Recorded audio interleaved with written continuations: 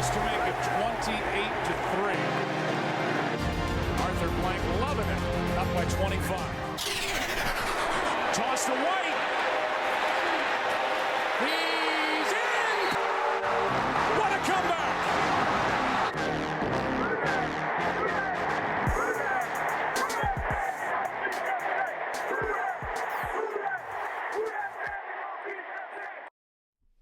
All right, welcome to another episode of the 28-3 podcast, our season finale, the most anticipated show of the year. That's right.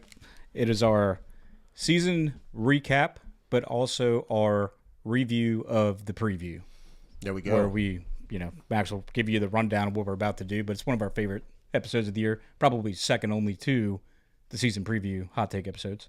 I don't know, man. I like this one the best. Yeah, okay. This one's All fun right. because we get to go back and see what we got right, what we got wrong, Sure. who was really off and who wasn't. Yeah. Before we get started, I only have one thing I need to say. Oh, God. Was this the thing you wanted me to wear my Sunday best for? Well, Nick, Corey, there's reaches happening at certain positions because of the position value. You want to finish it from there? You remember how it goes? There are some positions I bet you Zach can do it. There are some positions that are not reached on high enough. There it is. There it is. What the hell did I just say? Some pass rushers. That's how it kept going. It was hilarious. If you are an avid listener of our podcast, you will hear a replay of that. We will leave you in suspense as to when.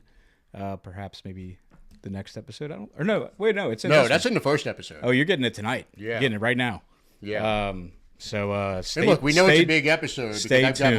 I've got my headphones on. It's That's a big right. Episode. You'll see Big why game. Max needs to be plugged into the audio for this one. Yeah. So what are we going to do on this one here, Max? Well, first of all three of us are here for the first time in a while. This one's been in Vail for. Yeah, we have done a part couple the of month. remote ones in the recent past. You have a good time. and we in skipped your, 2 weeks, right? Yeah, we took our We needed a break after the season was over. necessary. What we need is you to shake the COVID. I did. I shook Did you? COVID. I don't This hope is so. where he tells us he's still. Have you You'll find out, I guess. have you tested negative? No, we're just going to do the Corey test. Did Corey get sick 2 days later? That'll be great. Can't wait. Bart Scott. Can't wait. Yeah. Anyway, so you were nice enough to go ahead and put a clips video together for us. It was out of the kindness of my heart. It was. We're proud of you. I mean, I like doing it. Yeah. No, I will say I'll give you your flowers. You are very good at the cutting the clips up and making it sound professional. I do it for a living every day. So Did you give us the music, the background primetime music, or you know it. we got that? You know it. Good job. Good job. All right, so what we're going to do tonight is we're going to listen to the clips of the offense, and then we're going to dive into it and kind of pick it apart, make fun of each other. Then we'll do the same thing for the defense. Yeah, because in the season preview episode, since it was a while back, we did a position by position breakdown. Started with QBs, went through by position, then we went into the defense. So, Well, we went into Mickey Loomis a lot. when you say we, you mean Nick. I do. That might happen again. You will be. Your microphone will be cut off. There's no might. I mean, it's going to happen. Unplug him. If There he has starts to be a talking. front office category so we can talk about it. Well, he did pretty well this year. We can't really make fun of him. Ever since we put that T-shirt up for sale. Yeah, we got to find more derogatory T-shirts of Loomis and just see if he. That T-shirt's staying We up. need to because put it's one. obviously- We need to put up a bad one for him, like right before the draft. Give him a little extra motivation. You know what it was? Mickey saw it. The Saints media team. Of course they follow us, right? So they're listening to every episode, Max. They are. I hear that they But- listen to every Saints fan. podcast. They have to do their research. They should. And Mickey heard ours. He saw our shirt and he said, I'm not letting the 28-3 podcast get the better of me. And he kicked it into high gear. Whatever it takes to get him to stop sucking, I'm good with. The beatings will continue until morale improves, right? Exactly. Well, tonight's episode is brought to you by High West and Topo Chico, two things I never thought would go together. So, And also the friendly folks over at the Norton Leatherman Spine Center of Louisville, Kentucky. Some have said. So yes. So, without further ado, you want to cue up the clips? let's do it. Let's cue go. up the Let's clips. roll. I'm ready to watch this. All right, stand by. Instant reaction as we listen to it live for the first time. Yeah, this is the first. Are we going to stop it to... We're going to stop it after offense, and then we're going to kind of... Oh, we're going to listen to all offense We're gonna first. go all Okay, offense. we're just going to listen. Okay. Yeah. Okay. Staying. So no chiming in, no commentary until the end, folks. I mean, if we like quick little quip, if we laugh. I mean, I'm not going to be able to hold in my laughter. No, at the reaction's the whole part of it. Right? Yeah. So, all right. Without further ado, Whoa, Jesus! You I hit think- record, right? This is recording. yeah, hit record. So hopefully y'all can see us. All right. Well, without further ado, we'll go ahead and dive into the quarterback position. Corey, why don't you start us off? At least we know we have a guy with potential in Shuck, and I'm not going to be one of these guys who says like, you definitely have to bring Shuck in by week 5 or 6. This position, Give me a letter grade. I mean, C at best. You're going that high. At best, I mean, give it a C minus. Okay. That's All right, I'll go next. It's an F, and it's not close. It's the worst quarterback room in the whole league by a wide margin. I think it's very bad. We don't have a win out of our starting quarterback. I have issues with Rattler's accuracy. I hate to say it because we talked about it a bunch last year. The ball is very rarely exactly where it should be. Yeah. It's always a little off. Right. It's a little high. It's a little behind. It's a little. The consistent accuracy is not there. Did you say F or F minus? I mean, if there's such thing as an F minus, I'm fine with it. I hit it a couple times. Okay, you can put 12 minuses on it for me. I think it's a terrible run. Not to say, I mean, I hope Shuck pans out. I absolutely do.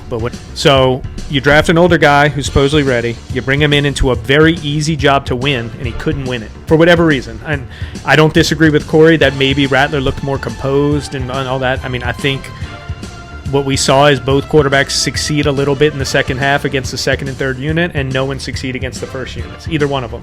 So I wish we wouldn't have wasted that 40th pick on him, to be quite honest with you. That's how I feel about the whole thing. I'd rather just go the whole year with Rattler and have that 40th pick back.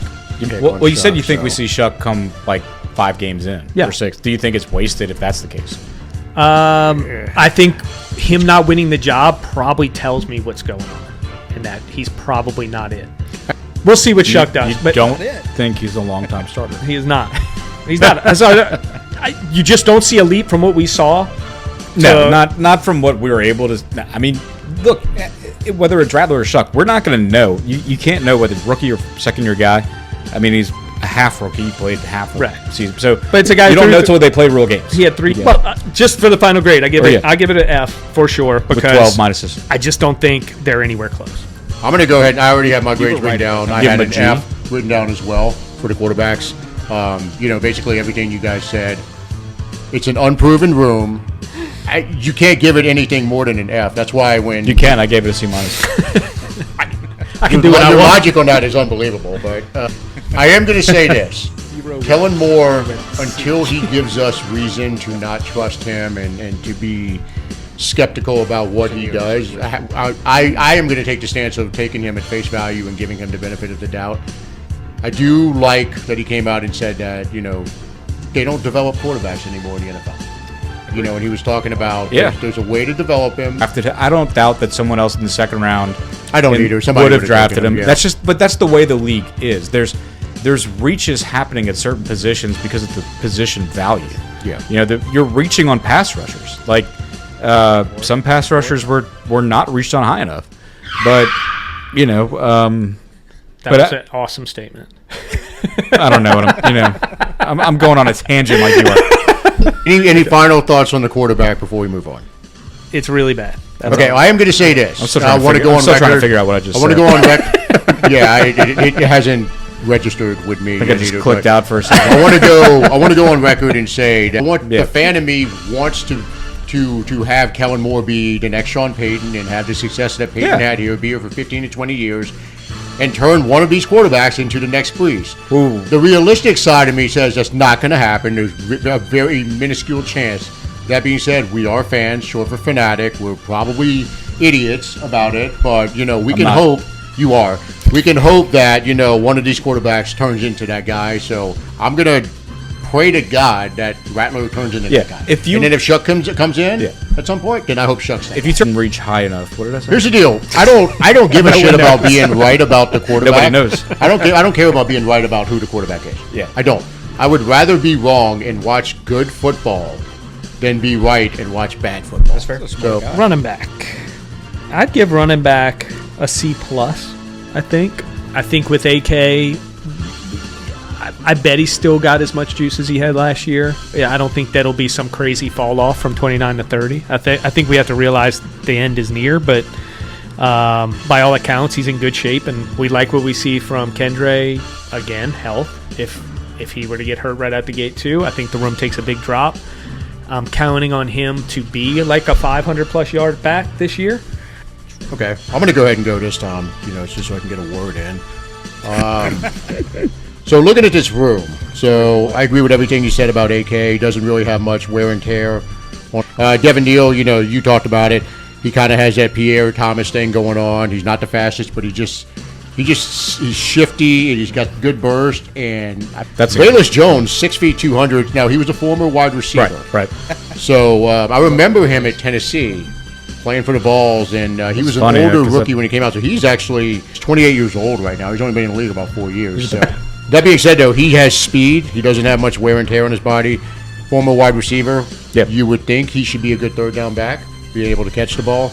Kendre Miller, 6 feet 220, still only 23 years old in his third season. Obviously, not much wear and tear on his body because he hasn't fucking played. But I'm optimistic about him this year. I wrote down a C, but I think You're talking yourself up right now. I am talking myself up. It's honestly the position group on offense right now that I feel probably the best about. You know what? I'm bumping it up. I'm going to change mine actually to a B. They just gave Max a fast guy, and he completely changes his whole room because he's been waiting on it for a decade. Max is like the Kool-Aid man. You give him some juice and it's listening to last year. I like that. Listen to last year. He's busting shit through walls. all over this room last year. But it was slow as fuck. It's the same with Jones.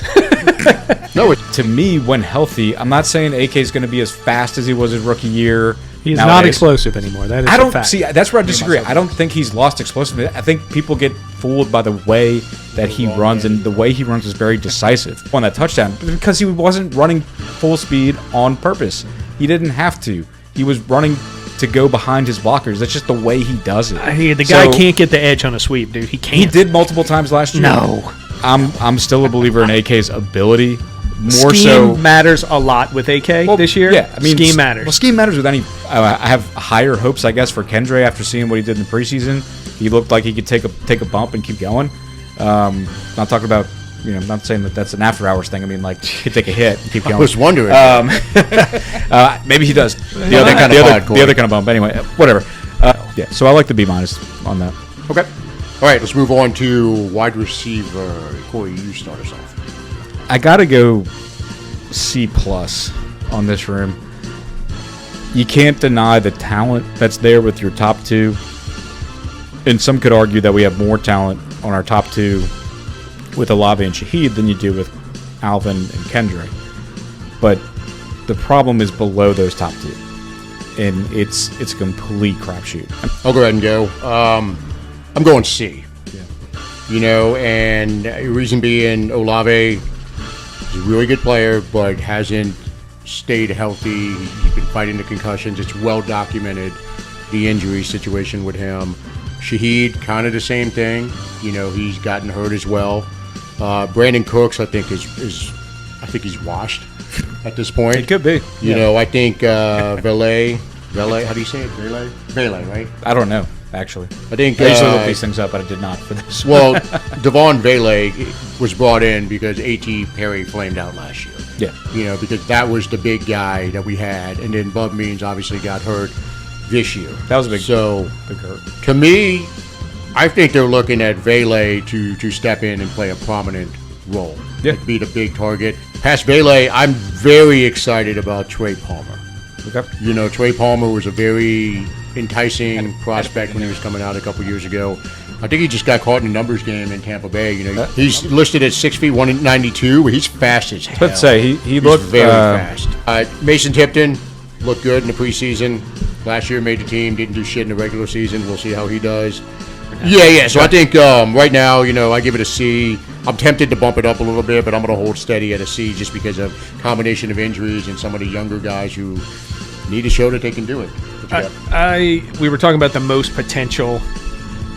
This has the most potential to me to make a big leap because one, the base is very low. Okay, because Olave last year basically hurt the whole year. Shaheed, these flashes of brilliance, but always gets hurt or just goes quiet for multiple games. When you add all that up, there's a ton of potential in that room. Like those guys, We got two second-year guys with a 4-year age gap. That's awesome. it's pretty funny. So next year you're going to have all receivers that are younger than Vele. The grades, I'm going to say a C because, again, the first two guys get injured every year.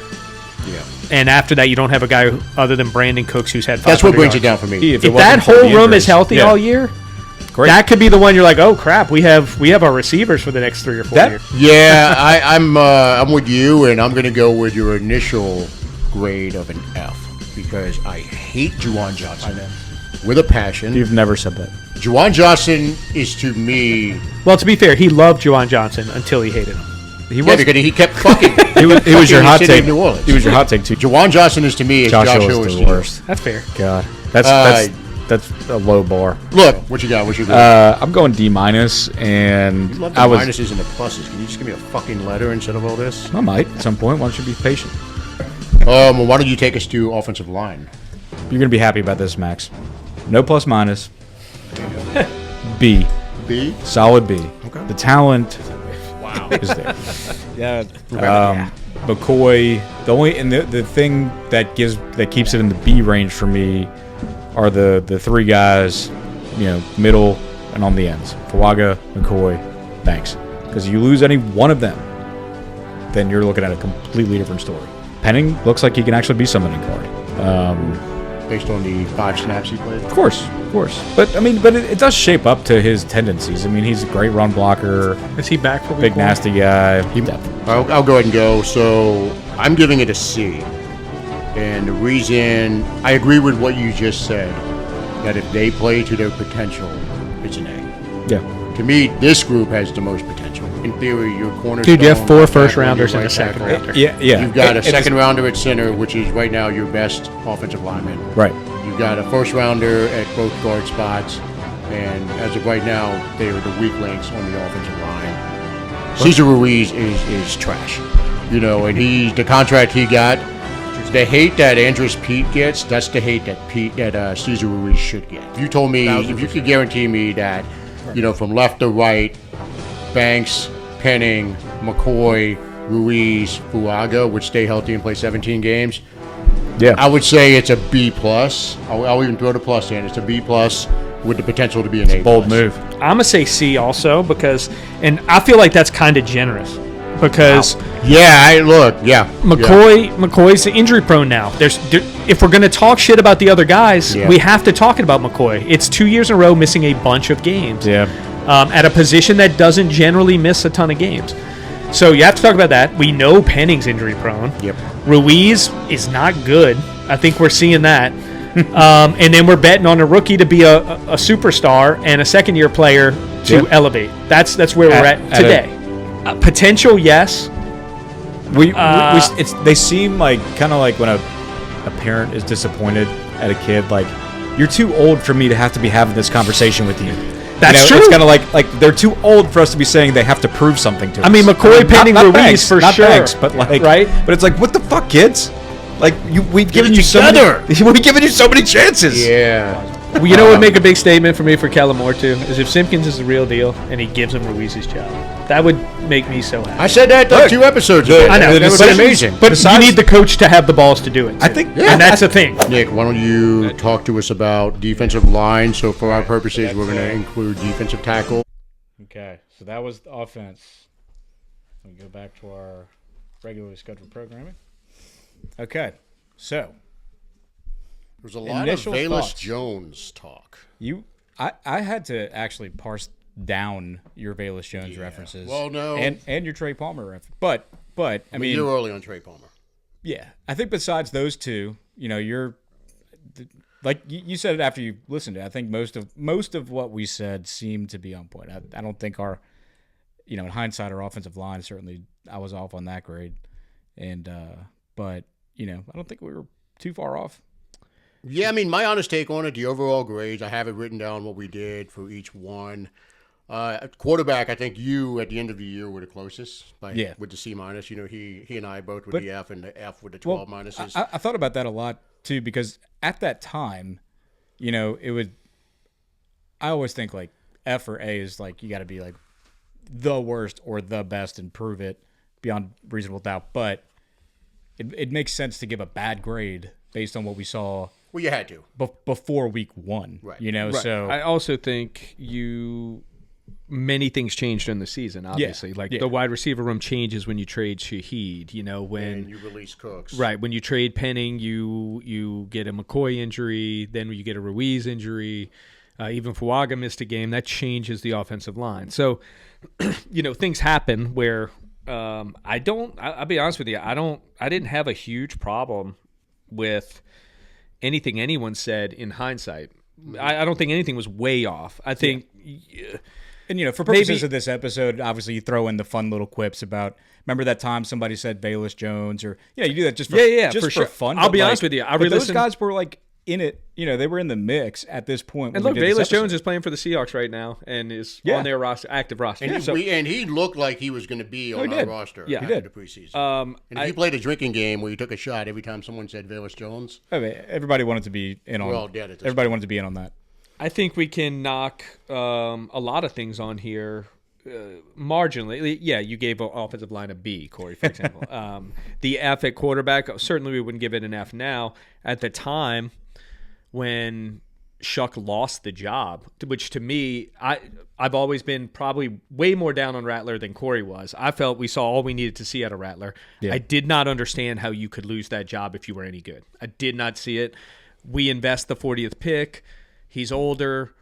You mean you didn't see how Shuck could not win the job beat out Rattler, from day one, right? I thought that was a formality. I think if you go back to a couple episodes before that, I said he's the starter. He has to be the starter. Yeah. And he didn't, and there wasn't a whole lot said on why, other than Rattler's looked a little better. It's like, yeah, but you kind of already know. I feel like if you watched the tape last year, you already knew he wasn't a starter. He for sure proved he belongs in the NFL. I think we all said he's going to be a backup for a decade in the league, whereas I was hell-bent against Haener being that. I thought Rattler looked like that. Come in, could win a game, right? He's not going to light up. We didn't think that going into the season. As a backup? Yeah, we did. I didn't. As a backup, Rattler? I don't know, man. He looked bad in 2024. Now, after you even said on this episode before the season that was a great 5th-round pick. You said it on this episode. It was just because he started some games, and at that point he was the starter going into the year. Now I firmly believe he's a backup in the NFL for the next 12 years. I think the thing with it depends on how much credit, like what information you give the most credit to. A lot was made about Shuck's time with the scout team throughout the first half of the season, and so it's like, do you give credit to the people that's saying that really fast-tracked his development to get him to a point where he went from seemingly shaky in the preseason to what he was during the season? Or is it just that? I just don't believe that. Yeah. I think especially – I don't think Shuck's – the reason you're not starting Shuck in the beginning, you're worried that lack of success could harm him going forward. That's really the reason. Yeah. I don't think his mental game jumped in 8-9 weeks. I just don't. Now, could it? Yeah, of course. We don't know. We don't know what was being seen in practice. We don't, he was not a world beater in the preseason. So you can't say like he far outperformed Rattler. You can't say that. But I didn't think Rattler came out and fully won the job. So for me, let's see what we got for a full season from the guy. Give it to the draft pick. Right. He's older than Rattler. So let's see it and just see what we got for 17. Luckily, Kellen did finally pull the trigger in enough time for us to get a good sample of Shuck. So I give Kellen credit for that. I did not like him not starting in the beginning. I thought it was a mistake. There's a lot of people out there that say that that truly believe that if he had started week 1, he would not have been as good as he ended up being. Do you believe that? It's impossible to say. It's impossible to say, but I'm in the camp of I disagree with that. I just think when these guys are coming out, they have a bigger understanding. He had even more time than most. You mean like living on Earth? No, in the game. In the college game is different than it was 15 years ago. We can talk about the development of quarterbacks. It's different. It's more advanced. they're more prepared than they were 10, 15 years ago coming into the league. Yes, the offenses maybe not. I get that. Yeah, it's a different episode, but yeah. But especially him and his path and him playing in a pro-style spot in Louisville, yeah. you just felt like, he was coming in and we're going to get to see what he could do right out of the gate. Luckily, we didn't wait that long. I'm not throwing Kellen under the bus or anything like that. I did not like what we did. We can knock and talk about our records later and all that, but like our projections looked dead on the money across the board about all of this the first 10 weeks of the season. We cannot forget that. Right. Yep. Okay. Hell, even my Rattler hot take, which we'll get into next episode, that It looked possible. It No, absolutely it did. looked Totally like a feasible. sure thing at that point. Yeah, but we had one win, right? We were tracking exactly how we thought we might look, and then some changes. More we'll get into on the defensive side because I think that was the really impactful thing. As big as Shuck and everything, the transformation of the defense was crazy. But we had some disagreements on running back, and we can go either way. Some of it was left we were out. still in the same range. Right. B, C plus, B Corey minus. was probably a little higher on AK. Probably. A lot higher. I said, Still am. if health is not an Well, issue. you say that, and we'll get into the next episode. One of your fearless predictions. I'm not going to yeah. spoil it. Well, No. But put it this way: every prediction on the running back room was Wrong. Well, but it had, everyone got it injured. had to be Right. because of the injuries. But we focused on the injury, is what I'm saying. Yes, the fearless takes, but that's assuming best case scenario, I think, when you're making a fearless take. We focused heavily on the injury problems in the running back room. We all talked about it. Yeah. That's what ended up happening. Everyone got injured. It became a terrible run, right? It gets an F grade for the season, but if AK and Kendre stay healthy, would it have gotten an F grade? Probably not. It probably would have Yeah, been. but I mean, about- that's...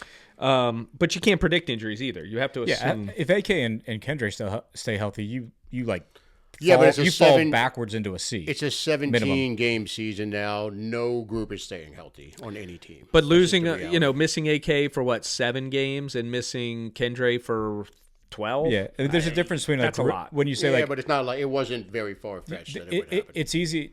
It makes total sense, and I would agree with you if it's like you cannot expect an entire group to stay healthy, meaning like everyone in that room is not going to be healthy the entire year. But to lose your 2 frontline guys, both for significant periods of time. I mean, we call Kendre a frontline guy. He was just running back too. He's not But a he, frontline he guy. was looking like a if we're being frontline clear, guy. he was the most successful beginning runner of the for us, season, yeah. even in his limited. Like he looked. It's not saying much. It's not, but he was the best of our team on the How many running games back. did he even play?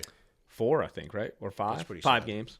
He had almost 200 yards, He was- 4.1 look, a he was carry. running like an animal Yeah. before he went down. But His stats weren't very good. it was 4.1 a carry. It Our was entire- limited Our opportunity. entire offensive stats were not that good. AK was 3.6. Devin Neal was 3.6. I think Estime was over 4 carry. Estimate looked good. in the last He looked 4 pretty games. good. I think you're at the point though you have to just let Kendre walk next year. Yeah, he's he's going to under make the contract, team right? because he's I under mean, contract he's for got one last more year. year. But You unless you can't factor him into your plans. correct, you got to move on. know. You probably have to just look for the replacement this year because AK's around next year too for sure. Neal and Estime will be fighting for a roster spot. That kid's gonna be around hitting the edges on the goal line runs. on the sweeps. But disappointing from the running back. So maybe we all missed there. They all got injured. So the worst case scenario happened. So, our C, I think we all gave it a C grade of plus minus somewhere. Yeah. No, Max ended up giving it a B. He talked himself into it because of Bayless Jones.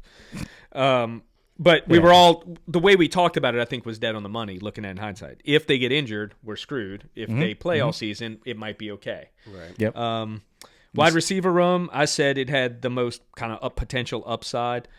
You trade Shaheed, that changes the room heavily. Great coach. Well, you saw with And Bailey was hurt. Olave with a competent quarterback, you saw part of that potential. Right. And know. you saw Vele play very well Yep. when he Saw finally got a Bailey, chance. Olave's best season, outside of the ridiculous drops that maybe cost us a chance to be playing for the playoffs in the last game of the season. He had the Miami game especially. It's like he had the worst best season ever. Yeah, well, he ends up sliding into the All-Pro because of so many injuries at the wide receiver position. His stats ended up squeaking him into the top 10, and then they gave it That's to him. like he did enough to like get the traditional accolades and to get the outside world that doesn't watch every snap of his games to think like, oh yeah, Chris Olave. If you look at the box Baller, score, dude. yeah, but you know, Well, but- kind of. I mean, he didn't even have 1,200 yards, and he got All-Pro. That's Yeah, that's rare. not a normal That's pretty thing. rare. That's very rare.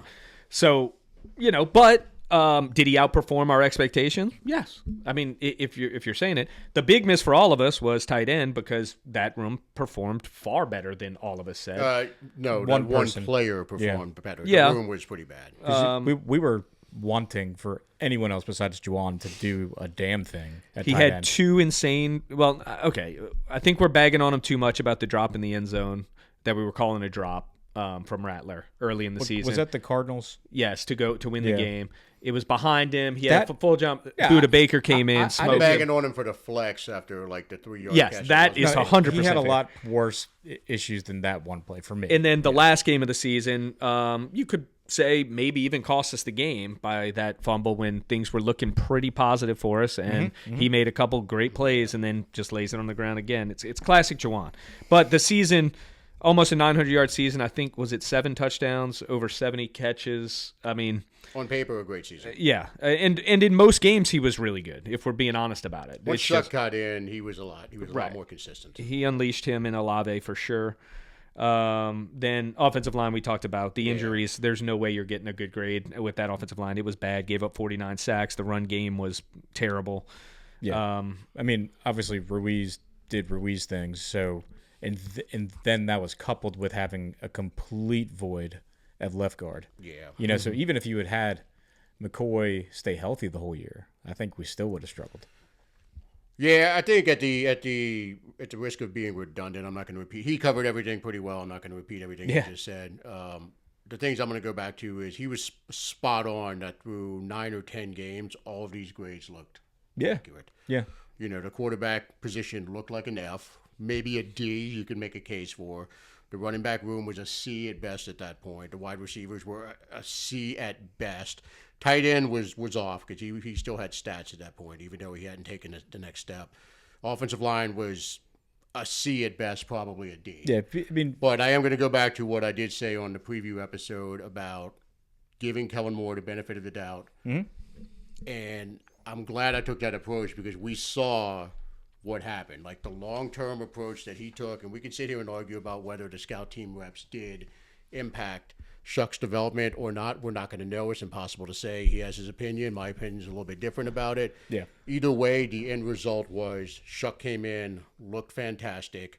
Kellen Moore stayed the course with what he wanted to do. You know, he managed to shut up the very vocal minority that was all about Rattler yeah. going Look, into the season by starting Rattler and therefore, you know, I guess throwing him a bone, not showing any favoritism to the guy that he handpicked at pick 40. So yeah. Kellen Moore, benefit of the doubt, loved the way it played out. We're all very excited about Shuck going forward. So Yeah, I kind of agree Success. with a lot of what you just said. I think to me, listening back, the most interesting one was the QB discussion because there's so many different ways you can skin that cat. But to your point on Kellen Moore, you know, the credit to him is in sticking to his guns and sticking to his plan of, look, I know I drafted the guy at 40. I know y'all keep telling me how old the guy is. Like, yes, we know how old he is. But I truly believe we need to let this guy develop. But by develop, and some people are like, you develop by getting on the field. And that's not an invalid argument. And that's a valid argument. But I think it's when you have the ability to develop and practice without the pressure of being QB1, especially a rookie, highest draft pick in New Orleans since Archie Manning. You know, it's like if you're working with a micromanaging boss constantly over your shoulder saying, if you fuck up this one time, I'm going to fire you over your shoulder the whole time, rather than just saying, look, put on some white noise, go sit at your desk. I'm going to expect you to do work and learn this shit, but I'm not going to keep bothering you. Like, this is on your terms. There's no pressure, but at the end of a certain amount of time, I'm going to expect results. Yeah. You know, so it's like it's an argument you could learn better without the micromanaging of our fan base. So to that, I give him credit. But, you know, the one thing and then whether we gave Fs or gave a C on the QB room, I think we all did qualify it with, look, there's so much shit we don't know. Like, we have to see these guys get into real games before we can actually, like, pin down a real grade. any risk of turning this into a 2-hour discussion about the quarterbacks like it Well, always that's the ends up main thing happening. on offense we need to to discuss. No, I don't think we need to at this point because the end result Well- is Shuck is he looked good in proved his himself. games, and there's hope for the future. Like, we don't need to dissect. Yeah. Well, I do have one rebuttal to what Corey said based on the, we're talking about the scout team and giving him time. I know Kellen saying, I know what I'm doing. My one rebuttal is that if you're developing the quarterback and you're doing that, why do you pick the most difficult at the time and at the end of the season, the most difficult team we play all year with at the time was the first or second best defense in the league? You choose he's ready. Yeah. And that's his first start. Like, I felt like it was a panic switch because all of a sudden Rattler had multiple turnovers in 2 games. He was like, "Oh God, it's now it's off the rails." I do agree with you about the timing of the switch because it didn't when he went in, especially going in A week later would have made more mid sense. Bucks game too. Was like, this doesn't seem planned. Right. Like, It didn't. It seemed like he probably overshot his investment on how long he thought Rattler could actually go. And then it got to the point where he's like, all right, like, yeah, no, I don't think he thought he was going to get fired or anything, but it's just to the point where, like, the Rattler team looked unplayable the against team the Bucks in that 'cause first half. As optimistic as we feel about this team right now, as well as they finished, you bring yourself back in time to that Bucks week. It was bad. Shit was horrible. It was bad. Yeah. Like, just so awful. So those 2 weeks were the toughest weeks because Shuck came in and he looked like a rookie against a really good team that first game. yeah, And you're like, "Oh God." well, this is a good argument to To be be made that, fair, like, though, that's a team that we all thought at the time. I was still the think best they're team. the best team in the league. So I'm not putting They it all have on an Shuck. argument for But it, when so. you have the Bucks game and then you have that game and you're like, "Oh man." his first start was against one of the last 4 teams left in the field. Right It's now. the best team in the league. Now, their defense has fallen off since we played them. At the time we played them, Yeah, they were top of They the were the league. best team. They were in the league. rough. And But but just for the sake of how the offense performed, we ended the year 23rd in yards, 28th in points, 13th in passing yards, 28th in rush yards. We had the 4th most turnovers in the league. So there's still a lot of work to be done. I don't want to get too excited. There's no way we're not going to get excited about the way Shuck played, especially, like I said, the last 3 games of the season look like he turned a page from those first 5 starts to those last 3. His style of play changed to me, which I loved seeing because all of a sudden he's like, I'm going to stand in the pocket and I'm going to deliver the ball. Yeah. Hell bent on doing it. Look, the guy, nothing else. Even like knock on wood, there's no sophomore slump. But like even else, nothing else, the guy can sling it. Right. Like if he's just sitting there in the pocket, and he showed he can sling it with pressure in his face too, which was Right, impressive. which surprised me, What to be honest with what you. was interesting, what you just said about I didn't realize we're 13th in passing yards. Yeah. That's a hell of a stat considering the guy we had for the first 9 weeks of the season never cracked the 225, 230 But mark. remember, we were also know? 3rd in the league in attempts with Rattler through like 8 weeks. So But Kellen just wanted for, to pass the ball. But just for yardage, like Yeah. you would No, I never, you could not watch our first 8.5, 9 weeks and say this team's going to finish in the top half of passing yards. That's crazy. Yeah. So kudos. Anyway, So- My biggest thing was, and I said it multiple times throughout the year, with Shuck, I was going to evaluate his first quarter of games versus his second quarter of yeah, games. you held fast to that, and And his panned second out. quarter of games, as Nick just touched on, was substantially better than the Yeah. first quarter. Yeah. So Yeah, the turnovers obviously have to be cleaned up if we're going to be a serious team. You can't. You're seeing it in the playoffs. The teams that are turning over, they're losing every game. You cannot turn the ball over at that clip and be in the top 5 in the league. That's the one thing we got to see. And Shuck, as it went on for him, cleaned it up. It got better.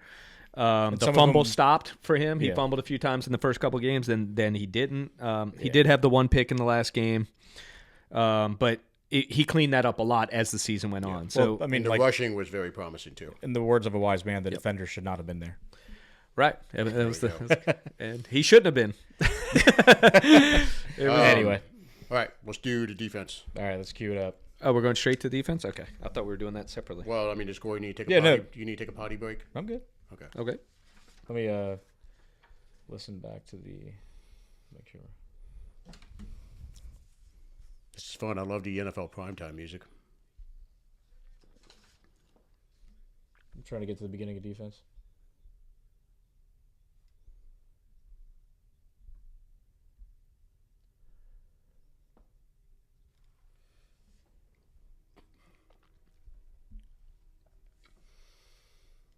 I assume you're going to Okay. add it to Scap. Yeah. Okay. All right. Let's go defense.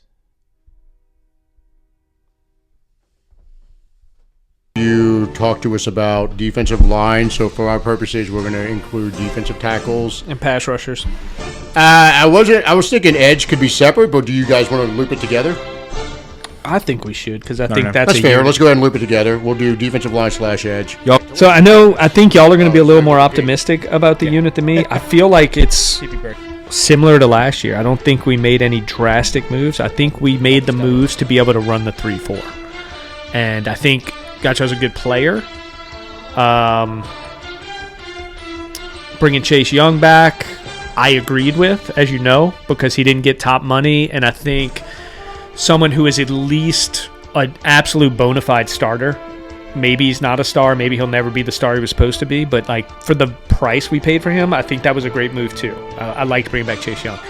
Granderson, I think, is that sneaky player that's better than everyone thinks. But he was there last year too, and we were terrible. Who's going to be like? Who's going to be our big pass rusher? Who's our 10-sack guy on this team? I mean, it's either Granderson or Chase Young or Brzee? Cam. So for me, this is also a C. With if Brzee becomes a star, could elevate it. Right now, a C. Yeah, look, that's exactly what I have. When I had to split up between defensive line and edge, I had a C for each of them. So let's go ahead and combine it, and we'll put a C. I agree with pretty much everything you said about it. I will say Godshaw to me is a massive upgrade as a defensive tackle. You know, Chase Young should be an absolute superstar, and it's one of the most frustrating things in the world. If you would have told me, 5 years ago, or whatever it was when Chase Young was drafted, that, hey, the Saints are going to have him in year 4, I would be like, oh, my God. He's going to be a 15-sack guy. We must have traded, a first-round pick, 2 first-round What picks did we give for up to get him? What did we give up to get him? This dude's Knowing Loomis. perennial. So real quick on the backs of that about Chase Young, 5.5 sacks last year, was one of the leaders in pressures. I was about to say he had the Almost highest. sacks. If there was a grade for almost, he would Right. have had the highest almost grades. And that's what I was saying. And what coming off a neck surgery. Yeah. So no, look. is there a path there to 9 to 11 sacks? Absolutely. I think they're Give me your grade first.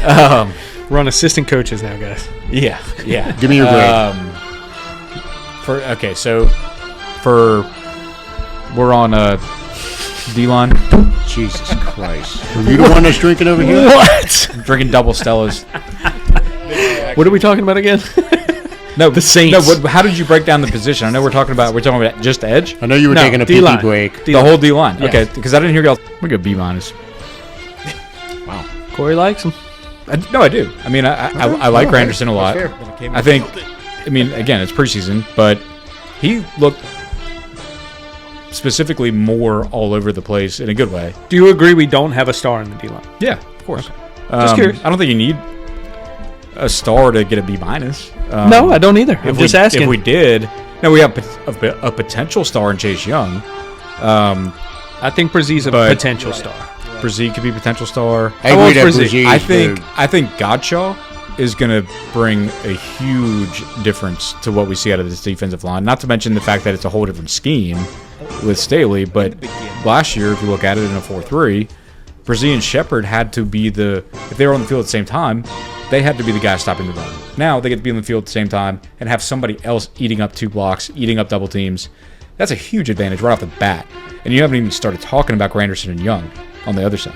This group's got potential. This group, I feel I feel like, better about this group. it's more justified to talk about potential with this group because they have not been together nearly as long as our And it's a whole new scheme. disappointing kids, the offensive line. Right, and it's also a new scheme. Like Like- this group is at a new school. This group we can't get on exactly. it yet. I was just gonna Yeah. say it. Like they're in like I'm excited about the future when I look at the defensive line.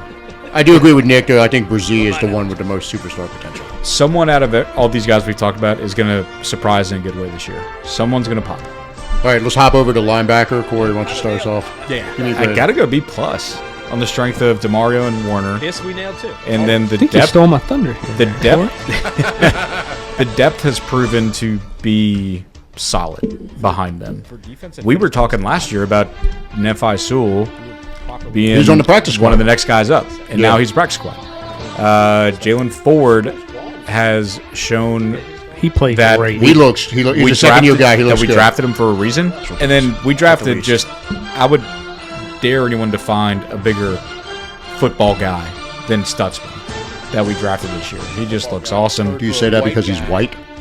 Is he a first in, last out, lunch pail it's kind the of whole guy? It's the whole aura that he is that what the kids the call mustache, it? right? AURA. It's the It's mustache. everything. It's Yeah. everything. the He's neck like one rolled of those on? throwback white linebackers from the '80s who looks There like it he's is. 50, who's only 22.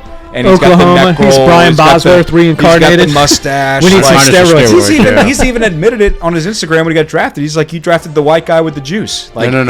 What did he say? He said, "I'm like communion. I'm the cracker that's got Cracker the that's juice." got the juice. He said cracker. So you're saying B plus? Same B plus. You know what? I have B. I wrote down B. I think DeMario. We don't need to say anything that hasn't been said about DeMario. Yeah. One of the best Saints ever. He's fucking fantastic. Hopefully, he gets into the Hall of Fame one day. Pete Werner is a damn good player. I think the Saints Sure did tackler. very well. Stallbird. I was very high on him after watching him in the first couple of preseason games. He just looks like a heat-seeking missile out there. Yeah. Jalen Ford, agree with Nick completely. You've been very high on him this preseason. He's looked awesson. He looks the part. Yeah, Like, he gets to play. well, I think he's going to Yeah. be good. And then Stutzman, love everything about him. Just love his personality. He kind of has. He has like the future leader of the linebacker room kind of look about him, and like a team captain. He just has that kind of look about him. But look, I feel way better about linebacker now than I did back in April. I do too. I agree. I think it was the most impressive group of the preseason for me. Yeah. And I don't What's think it was your close. letter grade? I had B plus also. I have it as my highest room. And last year, I probably had it pretty low from the think we depth all did. standpoint. But you had 3 of them last year. I think Different scheme. Jalen Ford, it's just preseason, but I always talk about, to me, he blew the doors off. More than Stutzman, more than, Stutzman, I want to see him in real play because I want to see him sideline to sideline against ones. I want to see that. He doesn't look, he looks like a thumper. He gets downhill very good. Can he get sideline to sideline in the modern NFL? That's what I want What's to see. his lateral range? Yeah. Because it didn't. Stutzman reminds me of the old like Chris Spielman, Zach Thomas. You know what I mean? Like, I feel like this made a big jump this year, and so for me, B plus. Corner, I have at a D. Ooh. I don't think Yadam's a starter in the league. Okay, that's just me. I think he is a perfect 3. Real quick, are we putting Alante and Ugo in corners or safeties? Because they're really a star. Just kind of- Why don't we package it all together? Let's package it. Let's Yeah. say secondary. so what's your Okay. grade if it's secondary? If it's secondary, I'm going to say a C minus. Okay. I think the safeties and the players you're exactly referencing elevate that room. Yeah. I think the corners are a big concern for me. We are counting on Kool-Aid being a stud, but now he's the 1. He went from the 3 to the 1 overnight. God forbid we have a theme going, but dare I say potential? Potential. It's potential again. And Yadam's not a 2 in this league. He's not. For me, corner's a big worry. Safety and star, I really like what we have there. I think Reed is an upgrade from Honey Badger. We've all been screaming for Alante to be in a hybrid role of Yes. let's get him downhill, let's get him in the slot when we need it, let's do everything. Perfect for Alante. I think he thrives. I think for me, he's probably the MVP of the defense this year for me. I was just talking to well, Max just like the we other said day. that- I really like Amadi. Amadi needs to be on the field. I think he's got to be unlocked. I don't know what it is. He looks like He's fast. He looks like a player. Yeah, I mean, that's what I had too. I'm going to give the group a C. Had corner at D, and I had safety at B. Justin Reed is I think he's a Solid. massive Solid. upgrade over the Honey Badger at this point.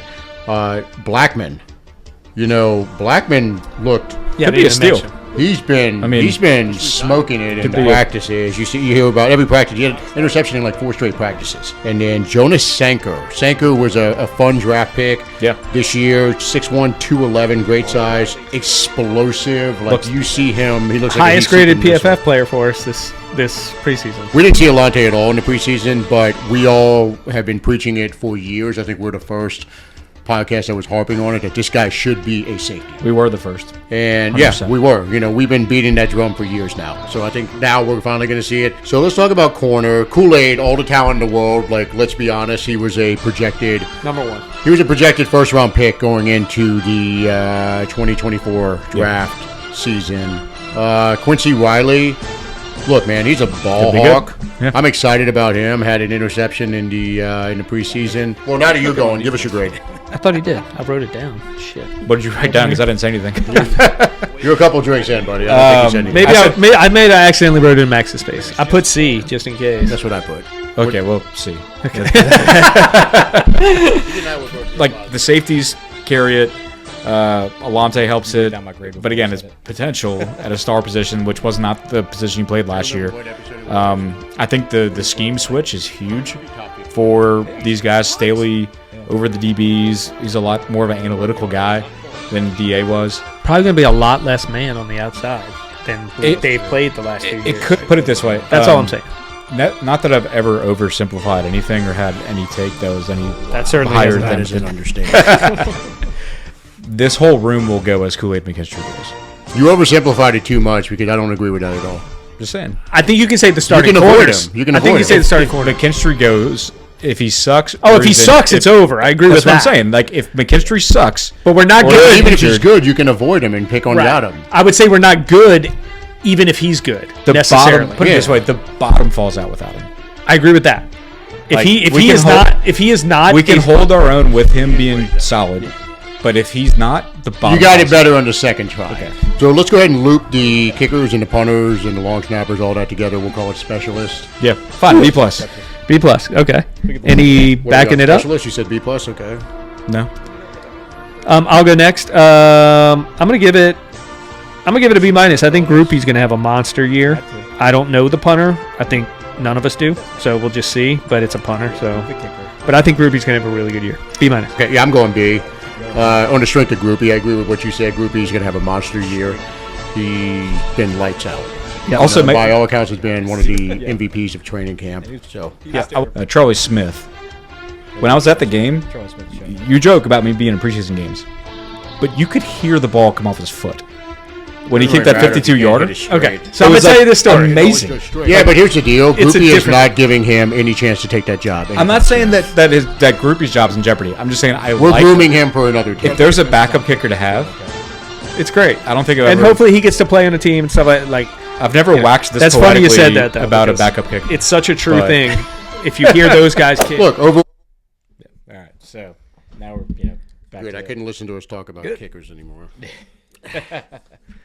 I think once again, like a lot changed on this off. Like we were talking about the defense as we were going into the season, and then there were massive changes throughout the season. We saw Sanker come in, like Max referenced Sanker. Yeah. We saw Riley come in.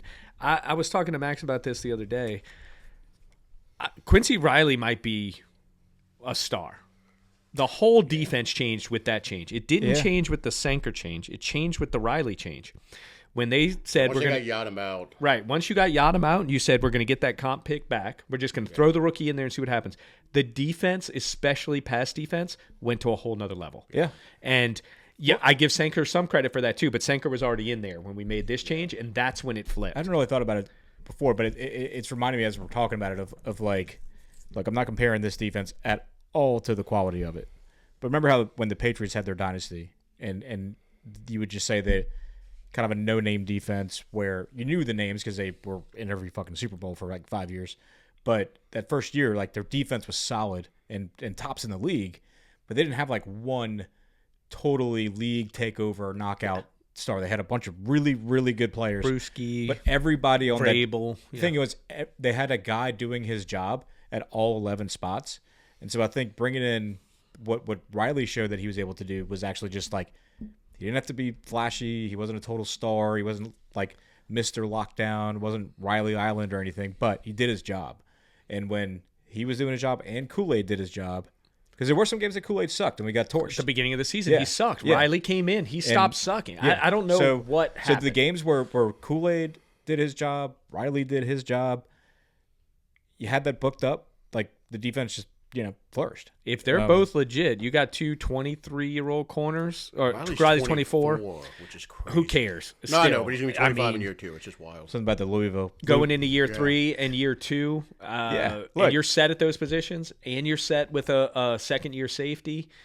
Yes, Justin Reed's the vet.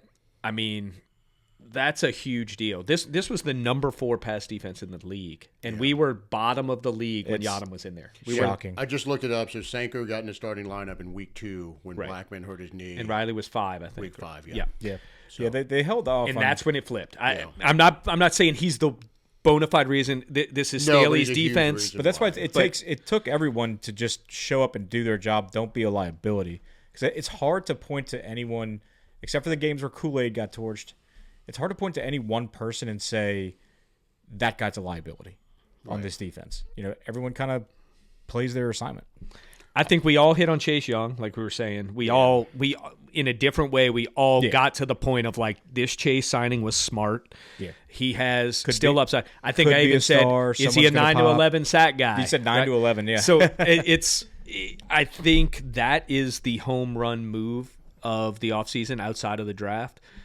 Getting him for a price, and we have him 2 more years at that price. Yeah. He was far Probably more, more because they're going to end up having to restructure him and add on another year or two. but you'll give him a little extra money at this Right, point right, now. But to get that player for that price, he was, I think, around 10th in the league in sacks, and he only played 12 games. So- That player, that price, that particular position as it's weighted in the league is Absolute steal. The biggest thing we didn't touch on much, Max mentioned him quickly, was Cam.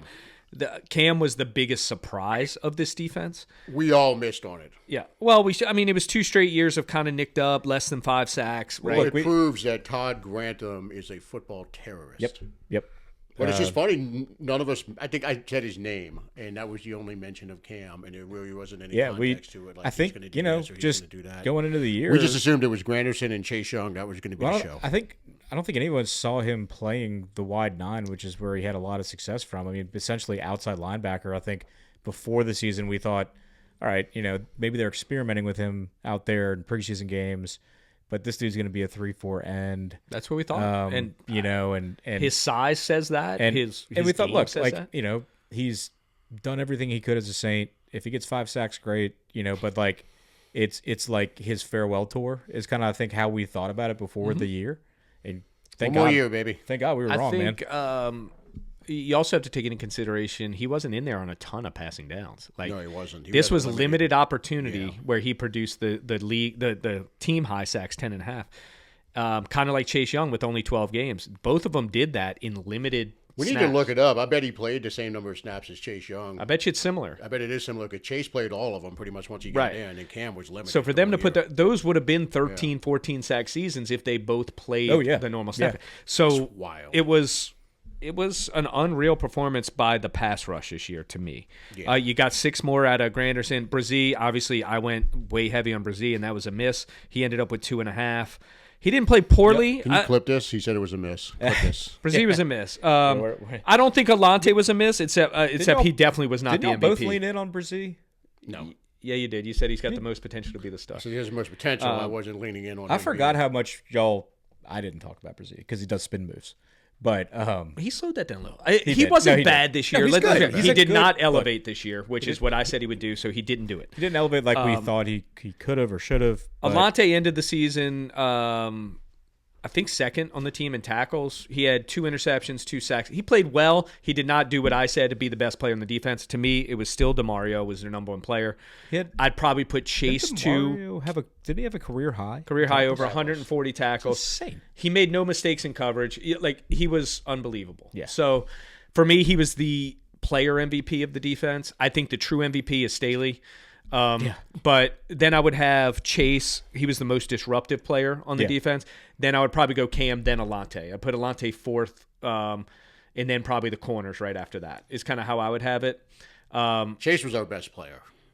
He was the most disruptive player for sure. When he played, he was the best player. But DeMario played all 17. It was 10 Yeah. tackles a game. He was the rock, We could go for the leader of the an defense. entire episode of MVP. That's versus fair, but best. Chase was the most impactful. He's the best player. He's the best Chase player in was our defense. best. He was Chase. the most No doubt. valuable because if DeMario comes out, different looking defense. But Pete- There's so much depth at linebacker, though. So Pete gave up a bunch of snaps to Stutzman. He And still finished also- 3rd in tackles somehow, over 80. He he's played look, well. he racks up tackles when He's okay. when Warner's in there. He's- I mean, he gets So his stats. who are you is what I'm saying? Who would you say was the weakness of the defense? Who are you disappointed in this year, other than Brazil? I think his production was not up to where I said it was I going to think be. the 3-4 end position. I mean, because they rotated so many guys, like I'm not whether. disappointed in any of them, no. Shepard played well when he was in Shepard there. played well. Gottschall played okay. But I mean, that's what I'm saying. If you're talking about the weakest, I think Gottschall had his because he kind of played himself out of snaps towards the end of the year. I don't know if that's an age thing. That was my concern. But we talked about it. He was someone charted his snap. He was like in for 3% of the defensive snaps in like the last couple games. Now at that point, I wouldn't be surprised if he's is it a defense? Is it a cut at defensive the like? end Is that a business decision by Staley to say like, look, I'm going to cut you a break because we're out of the playoffs? Or know. if we're being fair, he's here for run defense, and that's where we struggled. Yeah, If you're going to say we struggled I in can one see spot, him on defense, being I think I did post-June expect 1st cut this year. more. I expected to like see Gottschall pop on screen a little bit more. I can see Gottschall not on the team this year. Yeah, yeah. I think I he had to pick still it- had almost 50 tackle. I think, which is a good number for a Great number for a nose tackle. There was a stretch where Justin Reed was. I'm going to say having a Justin difficult Reed time. to me was Yeah. the most disappointing Yeah. player 'Cause he was just based so- on his contract. He was such a and what he- badass with Kansas City. It just Yeah, he wasn't nearly impactful enough. Who'd you say? I missed Reed. it. Justin Reed. Oh, Justin Reed. I agree. For the Yeah, money, that to me, for the money you gave him, he was more disappointing to me than Brazil was. yeah. I can say I can go with that. But he ended 72 tackles. He just wasn't impactful. He had the one game where he was the star of the game. Other than that, I agree with you. Yeah. 100%. He wasn't a step up from the Honey Badger last year. Is what I'm getting at. It just kinda Gottschall was 43 tackles for Gottschall. So That's solid for a nose. it is. Chase Young 38 and 10 sacks. Then you've got Cam with 47 and 10 and a half. To me, sacks. Chase Young is the clear best player on the defense. How many right now. sacks did Granderson end up with? 6. Damn. But Started off hot. He was was on- Chase Young came back and Granderson But was on the again, side of a milk carton. 57 tackles from Granderson. Like He's a bit- look, he was a good player for the He fought. He that while his sack total ended up being, and I'll say this with like the biggest grain of salt, a quote disappointment because we thought he was going for like 12 sacks. You The did. way, well, I think a lot of people did early on in the season, but the way that he adapted to the outside linebacker role was greatly exceeded my expectations. I did not think he was going to be. But he's not an outside linebacker. No, the 3-4 He just it's an edge, but it's predominantly they rush the passer. They're not. If you're in the game as much as he is, if you have a high snap percentage, you're not just a specialist like Micah Parsons type. You're gonna be dropping back into coverage. You're gonna be I required to go understand sideline. that, but he's not a linebacker. He's an edge, but he He's had a pass rushing the- edge. in certain in a If lot you of pull the numbers, and I don't know Look, the website to look, pull it from. If you textboook- pull the numbers, I promise you Right. that dude has more we rushes can, than it's he semantics. You can call it what you want. I mean, the 3-4 defense by the textbook is 3 down linemen, 4 linebackers. Here's the deal, though. That's There what are it's so- variations of the There are 3-4. variations of 3-4. All I'm saying is that he played the role of a linebacker. There were plenty of snaps where he was not rushing the passer, and that's what I was impressed He's with. predominantly an edge Right. rusher. So He's I'm a talking rusher. about I'm talking about the snaps where he wasn't rushing the passer. Okay, but that's what I was in there. impressed. That's a what I was minimum impressed. I with. think amount of especially snaps. early in the season, you saw him pop with that with some TFLs on the edge and stuff. Where he Yeah. would, I agree with that to a certain extent. I do think he To a was certain rushing the extent. passer. He's rushing the passer way more than he's doing the other There was stuff. one stat No, when I I was agree going with through the defense that really surprised me. Kool-Aid had more tackles than Justin Reed. That shouldn't happen. 76 tackles for Kool-Aid is a legit number for a corner, too. Also- Now, sometimes that's really bad, but we know he had the 4th pass defense, so you know he wasn't getting just worked. Right. He is a good tackler. Yeah. And he's aggressive in And run he supports defense. the run. That's what I'm And saying. that's kind of like what you see out of a Saban defender DB. That's what Lattimore used to do. Yeah. It used to be 60-plus tackles. He'd come in and he'd thump in the run. He'd play his position well. We think about other like key DBs or successful DBs in the NFL that played under Saban. You know, like Micah Fitzpatrick comes to mind. Yeah, they're You know, all a lot good of guys. tacklers. They're flying towards the line of scrimmage. They're good at run support and they're good tacklers. So you, like I said, I think the biggest surprise for me on defense is Cam. Yeah. But you had multiple because you had Quincy Riley do what he did. Yeah. You saw Kool-Aid start slow and then become a really good player. You saw what was the other one? There's one more. Surprise. Yeah. Sanker? Sanker. Yeah. Sanker comes in third on the team in tackles, has over 80 tackles as a rookie. wasn't a liability at all. He had his rough moments, but was a great player. So when you add Cam's performance with the two rookies' performances, I think that with Staley, it's why I say Staley is the to get this defense from the bottom 5 in the league to 9th with basically a couple new rookies and Justin Reed replacing Honey Badger. That's it. You pretty much had the same guys, and you moved up 20 spots almost or you did move up 20 spots in the rankings. That's a hell of a job by a coach. That's a coach just changing a defense. Yeah. Agree. So to me, the most surprising part of the team, most impressive part of the team is Staley. Second most this year that for me was Shuck. So those two things combined can change a team pretty quickly. If Shuck ends up continuing to elevate and you have a defense that's going to rank in the top 10 to 12 year in and year out, you have a playoff team. It's funny because Simple as that. we just put a shitload of context before what you just said about the most surprising part of the team. We like an entire podcast episode of context. But if you just went up to somebody on the street and was like, what were you more surprised with this year, Brandon Staley or Tyler Shuck? Of course it's going to be Shuck. Like, oh, Shuck. But when you really break it down, what Staley did is, and what look, Staley, it's crazy in 1 year. Nothing short of miraculous. But the players had to do it. The players understood. Like, I can't say that enough. Like how everyone like fit their assignment. Like that should not be overlooked or overrated. You had a whole starting team other than Cam and DeMario, and maybe you can say Pete from a veteran, not from a star perspective, but from a veteran perspective, of unproven. Yeah. Cam was 3 years removed from a decent sack season. You had the two rookies coming in. Justin Reed was a veteran, to be fair, but hadn't played in New Orleans yet. But he put all those pieces together, and it was impressive. I know the schedule was weak. I get it. And we're going to have to vet that out next year on both sides of the ball to see if this is a little flukish in some of the performances from Shuck and the defense, or is this how we're going to perform against even the better teams? Yeah. And that's one thing we're just going to have to wait till next year to see. But it goes back to things that you've said. What quarterbacks are we playing? If we continue to play bottom tier quarterbacks, then we do. Yeah, let's be honest. Yeah. We talked about it a couple episodes ago. Corey and I were trying to explain out how you get those fourth place teams in all divisions and the difference in those teams this year. It's teed up to jump next year. There were We also have a lot of three. first year coaches too. There were 3 NFC West teams in the divisional. We get to play the 4th. Right. Next The only year. one who wasn't good enough. In the divisional round, there were 3 teams from the division. Yeah. So it's teed up that and I hate saying this because it's Atlanta, but that loss could end up being a godsend blessing for our in future. disguise. Yes, because Shuck can ease in his second season, not have to play juggernauts all year, get better. The defense can continue to get better because it's pretty young now if you're really looking at it. Other than the 3 old guys, if you throw Reed in there, everyone else is young. Everyone else is going in their prime, like Chase that. Young included. Maybe except for the, if you call Sanker a free safety, maybe except for the strong safety position and maybe one linebacker. Definitely one linebacker. But Stutzman there.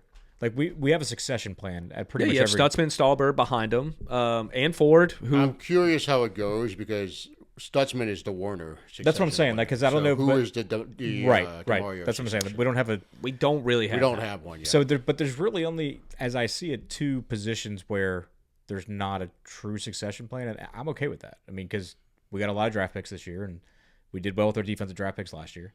So yeah.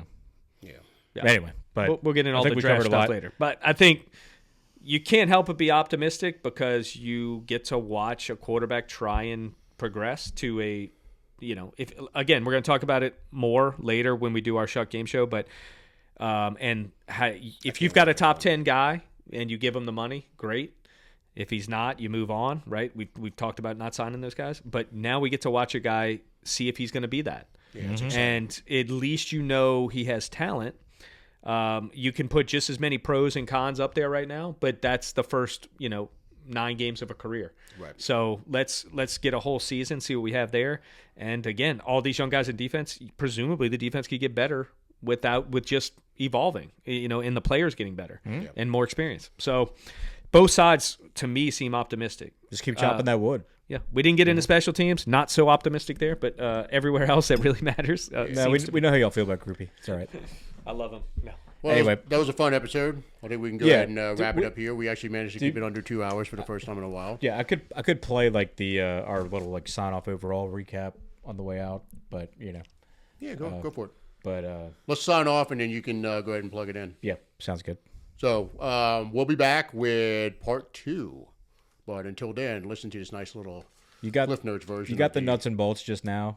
The real entertainment's coming Oh, God. Well, in stick part 2. around, and He's ready. yeah, it's coming. This is what we shine. It's how we shine, guys. Come on. Let's do it. Send us away. All right. Yeah, just play it. I got to pee. Yeah. How you going up there? Pee break. So, I think I'm a little more encouraged after kind of diving into the roster and really thinking about it. I think I'm a little more encouraged about the long-term prospects and kind of what the vision is. This team got a lot younger over the last couple of days. And, just as we went through breaking down each position group, there's reason for some optimism here with some of the younger guys. And look, I feel a little bit better about year 2, year 3 of the Kellen Moore era than I did 2 months ago. I'm going to go the other direction there, and I think we're in a really bad spot right now. Like we need some people to step up big time that aren't in their 30s. And I love that the roster got younger, like you said. I don't know that there's a player I would be upset if left the Saints on the entire roster, other than DeMario and Cam, because I want them to retire as Saints. There's not a young I'd be very player. upset if Kelvin Banks, something happened to him, and He's a rookie. I'm not counting that. We haven't even seen him play. So my overall is I think we improved a couple rooms for sure, linebacker specifically. If we can keep doing Safety that, as well. safety improves. Safety's markedly improved. It is. Blackman and Reed. If you told me 100%. midway through last season your safeties next year would be Blackman and Reed, I'd be like, It's better. Come on. Running back's better. I Wide honestly, receivers better. Well, running back's better with the health of Kendra. If Kendra's not healthy, then it's rough. running back's the same with a couple flyers on the back end that we like way better than what we had before. I get it, but they're the 3 and 4 at the running back position. Let's just say Kendra pops the knee next week. Like, To me, the potential. Still feel better about it. Bayless and yeah, that's Neal. fair. That's fair. But marginally, they're not going to contribute a lot. They're just not. You say that, and we'll see what happens. Yeah, we'll see.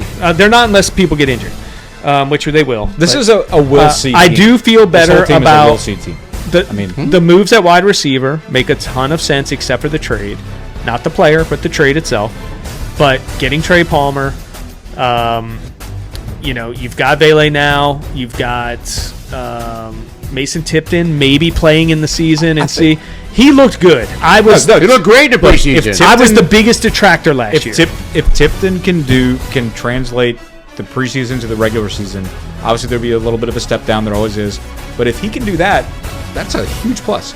I don't think he's any more than the 4 or the 5. He might not be, but I think. But if Until someone gets hurt. But if he can have just a similar of an impact on the games in the regular season that he did in the preseason, that's a huge plus. Yeah, I hear you, but I don't see it happening because he was lighting up for future UPS guys. I'm not predicting whether or not it happens. I'm just saying. But if I just it did, wouldn't depend on that.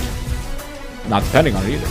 Also, But, 24 years old, right? But I think the Bailey pick was one that we're not really talking about enough. I think I'm sorry.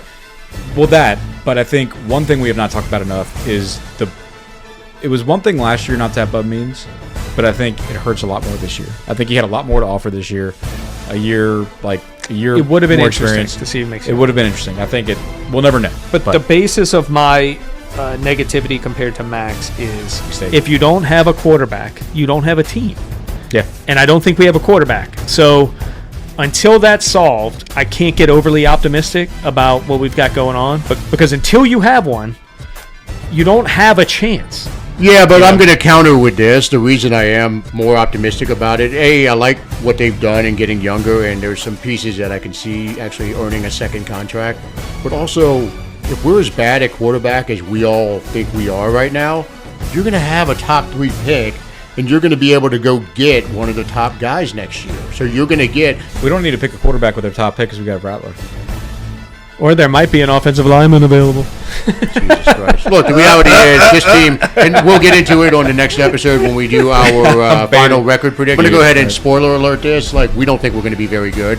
So the odds are we're going to be in position to take one of the multiple first-round picks that are projected. I agree 100% with But that. with this particular episode, we're leaving y'all on a Netflix cliffhanger where you're gonna have to listen to the next one to get our season preview. There we go. So before either one of these two goes off on a Record tangent, we're going to go ahead and wrap up predictions, this episode. etc. Part 2 coming up shortly. Thank you for listening to the season preview episode, Part 1 of the 28-3 podcast.